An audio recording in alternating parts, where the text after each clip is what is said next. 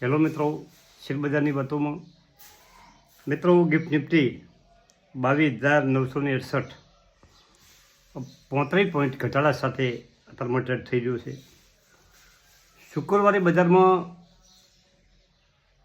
જોરદાર વેચવાલી હતી અને એફઆઈઆઈએ 4,200 કરોડનું કેશમાં વેચવાલી કરી હતી. સોમે ડીઆઈઆઈ મ્યુચ્યુઅલ ફંડોએ 4,300 કરોડની ખરીદારી કરી હતી અને બજાર મિડ કેપ અને સ્મોલ કેપના શેરો ખૂબ ઘટ્યા હતા. હવે આ ખરાબ બજારમાં શાંતિ રાખવા સિવાય બીજો કોઈ વિકલ્પ નથી અને બજાર અત્યારે નેગેટિવ પોઝિશનમાં ચાલી રહ્યું છે. વધવાના કોઈ સારા સંકેતો નથી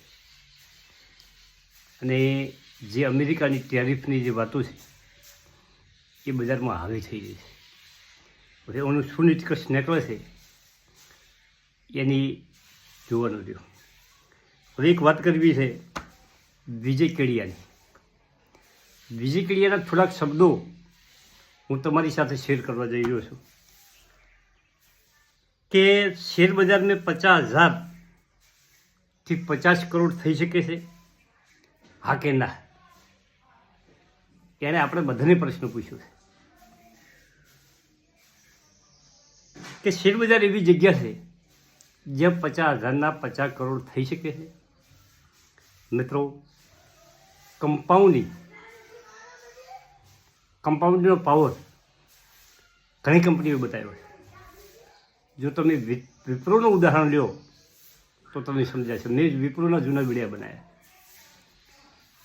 એની શેરની મૂળ કિંમત 100 રૂપિયા હતી. એની કહાની શરૂ થઈ એના પછી આજ સુધી એના એક શેરના 100 રૂપિયાના એક શેરના આજે 1,20,000 શેર થયા.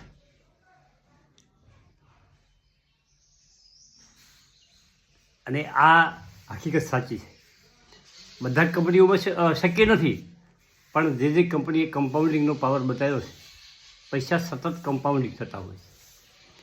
કમ્પાઉન્ડનો પાવર એટલે 1ના 2, 2ના 4, 4ના 8, 8ના 16, 16ના 32, 32ના 64, 64ના 128, 128ના 256 પછી એ સતત ડબલ થતા જોઈએ છે. એને કમ્પાઉન્ડિંગ કહેવાય ટૂંકી ભાષામાં. મિત્રો, શેર બજારમાં 10 ગણા, 100 ગણા, 1000 ગણા થઈ શકે છે. આ પણ એક પ્રશ્ન છે. તમે કોમેન્ટમાં આ વાત સાથે સહમત છો કે નહીં? બધી કંપનીમાં શક્ય નથી મિત્રો, પણ થઈ શકે છે એ 100% વાત છે. મિત્રો, શેર બજારમાં ખરાબ જે વસ્તુઓ છે એ છોડી દેવાય. અને વિજય કેડિયા ક્રિકેટ સાથે સરખાવે છે કે ખરાબ બોલ છે એ છોડી દો, પરંતુ જે બોલ સારો બોલ આવે છે એમાં ચક્કાને છગ્ગા લાગી શકે.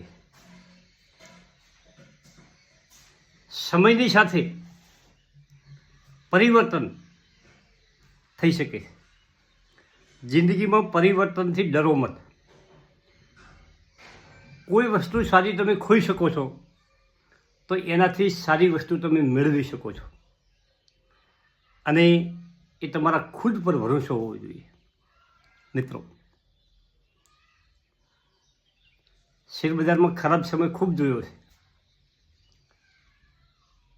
પોર્ટફોલિયો અડધાથી નીચે થતો જોયો છે અને શેરબજારમાં જે તે પોઝિશન બનાવી અને એક બાજુ મૂકી દીધું છે. આ સમય પણ જોયો છે. 2008નો સમય, 2020નો સમય પણ જોયો છે.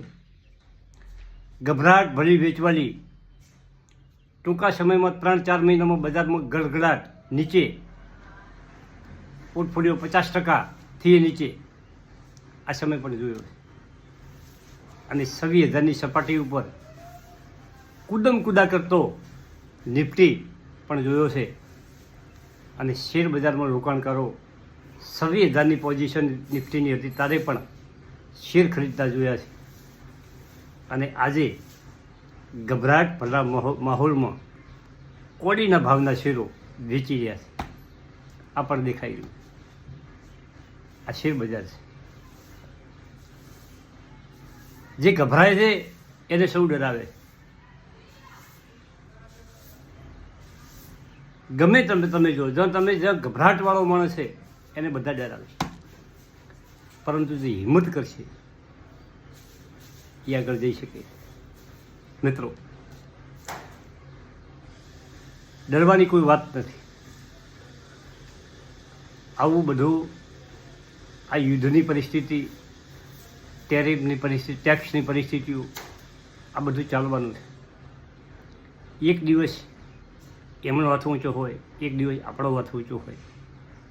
મિત્રો, રશિયા અને યુક્રેનના યુદ્ધમાં ભારતને રશિયાએ મફતમાં ક્રૂડ તેલ આપ્યું, ખૂબ ડિસ્કાઉન્ટમાં, અને ભારતની ઇકોનોમીને ખૂબ ફાયદો છે. બીજા પણ કોઈ કારણસર આપણને કંઈ નુકસાન પણ થતું હોય કે ફાયદો પણ થતો હોય, આ પરિસ્થિતિ ચાલવાની. એમાં ઉતાવળે કોઈ ગભરાટ ફેલાવવાનો નહીં, ગભરાવાનું નહીં, પરિસ્થિતિનો સામનો કરવાનો. ગભરાયા વગર ડટા જશો તો રન બનશે. પીચ ઉપરથી ખસી જશો, આઉટ થઈ જશો તો તમને કોઈ ચાન્સ મળવાનો નથી. પરંતુ તમે પીચ ઉપર ઊભા રહેશો તો તમારા માટે સારો સમય આવી શકે છે. ચોક્કા અને છક્કા તમે મારી શકો છો જો પીચ ઉપર હશો તો. પરંતુ કંપની વેચીને તમે નીકળી જશો તો એ કંપની તમારા માટે કશું કરવાની નથી.